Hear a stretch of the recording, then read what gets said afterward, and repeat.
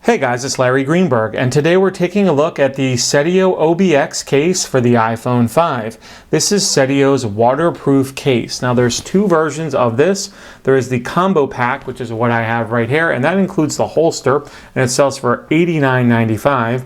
And then there's also just the case itself, which you can purchase for $79.95. So let me pull it out of the box. It's obviously all broken apart because I've been using it and testing it and all that. So inside here, I have the combo pack. So you're going to find the case and the holster and a bunch of other material. But really the only important thing that I want you to take note is this instruction manual, and probably the most important thing in here, which is the fact that Seidio wants you to perform a watertight test or waterproof test on the case before you go about using it. Basically what that entails is submerging the case without your phone inside in water. They say for 5 minutes. Obviously it couldn't hurt to do it a little bit longer. And then pulling the case out and checking to see if any water has gotten inside. If it hasn't, you're good to go. If it has, then you don't want to use the case. You want to send it back and get it replaced. So that's kind of paramount. You want to make sure that the case is watertight before you use it. So we'll pop the case out of the holster. I'll show you the holster in a little bit. But here is the case itself. It's made from two pieces. To get it open, you pop open this little latch on the bottom like so, and then you actually need a coin to separate it. And there is a little arrow right there on the side that you take your coin in, pop it in, and then just twist, and the case comes apart. So the case is, as I said, made up of two pieces. You start with the front piece, where the screen shield is, and where you can see this big gasket that goes all the way around. So they recommend taking your phone and placing it inside, screen side first, like so. Then you take the other half and you snap it together, taking care to make sure that the gasket kind of lines up properly and doesn't get pinched in any way as you're putting it on. If the gasket gets pinched and you see like any of the arms sticking out, you know that you don't have a good seal and you're in jeopardy of getting your phone wet. So once you have it all together, you can close up this latch like so and click it in place, and now the case is fully installed. The only other area that you need to take note of is where the mute switch is, or the vibrate switch, just to make sure that that little rubber cover is stuck in there, and we'll get to that in a second. So let's talk about the case itself. As you see, it has an integrated screen shield that covers it. I have to say it's one of the best screen shields that I've had a chance to review on this type of case. It really does not feel like there's a screen shield on there at all. There's no pillowing effect. You don't like press down and feel any kind of gap. It's quite remarkable what Seidio has done with the screen shield in making it feel as though there is like nothing other than the naked glass there on the case itself. Pretty amazing, no pillowing at all. Covering there for the Sleep Awake, which gives you some feedback when you press it, and also a rubberized coating or covering where the home button is that still gives you also feedback when you press it. As far as the volume up and down buttons, those get a little rubber covering as well, but still give nice feedback and seem to fire just fine every time.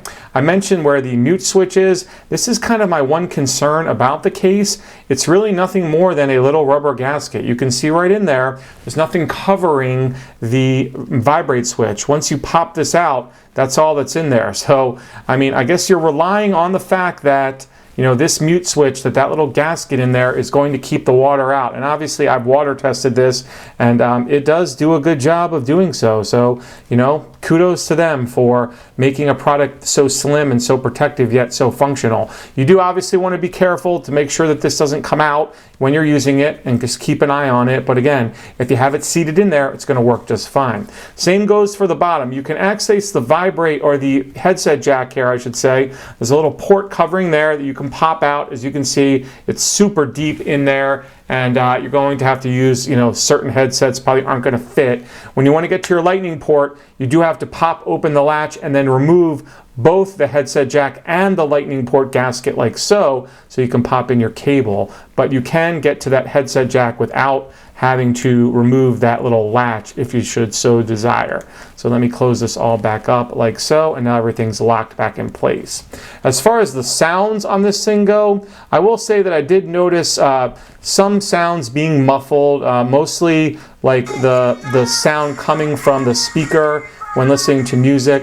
Slightly muffled, not terrible. Same with the earpiece, only a little bit of muffling. I would say, I would go out on a limb and say better than the LifeProof, I want to say. I did notice when using the LifeProof case that, especially on phone calls, the earpiece volume was a little muffled. This does seem better to me. All in all, design-wise, I feel like it's a little bit slimmer than the LifeProof, and I certainly like the screen shield better. Is it a better case than the LifeProof case? I'm not going to say one is necessarily better than the other. There are certain features about this that I like, and then there are certain features about the LifeProof that I like. For example, the screen shield on this blows the screen shield of the LifeProof away. However, this little gasket here for the mute switch makes me a little bit nervous, where on the LifeProof one, I don't have that concern. So there's your look at the back with the cutout for the camera and the mic and flash, as well as the Apple logo, which gets a cutout. The only Seidio branding is there at the bottom of the case.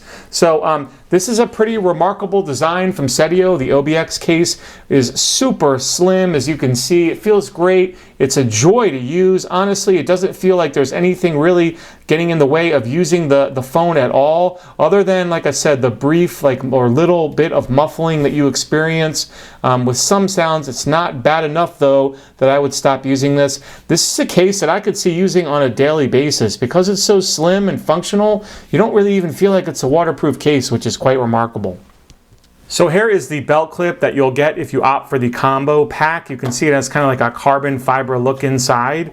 The clip works in that it will allow you to lock the phone inside. So there's a little latch here on the back. When you flip it up, you're unable to remove the case unless you flip this little latch down. You can ratchet the holster into 7 different positions, so you can wear it either in the horizontal or vertical position on your belt. And the clip is nice and wide, so it should accommodate most any belts. So kudos to Seidio for a kind of engineering work of art here for the OBX case. If you have any questions about the case, drop me a line or check out the link that I obviously put in the video description. That'll take you right to the Seidio website. Be sure to hit that annotation up in the upper left-hand corner so you can check out my full review of this over on runaroundtech.com. As always, you guys, please have a great day.